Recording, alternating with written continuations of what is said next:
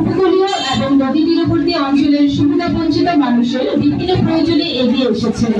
দুস্থ ও নিম্ন আয়ের মানুষদের বিভিন্ন সময় মেডিকেল ক্যাম্পিং এর মাধ্যমে বিনামূল্যে চিকিৎসা সেবা প্রদান করে আসছে কোস্টগার্ড।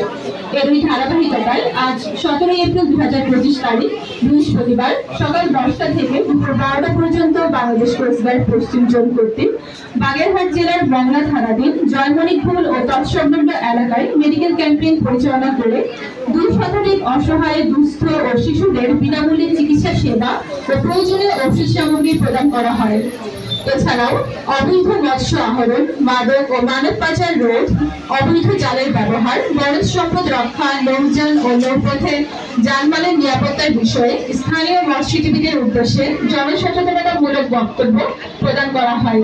উক্ত জনসচেতনতামূলক সভায় স্থানীয় প্রশাসন, বন বিভাগের প্রতিনিধি, জনপ্রতিনিধিগণ ও সাধারণ জনগণ উপস্থিত ছিলেন।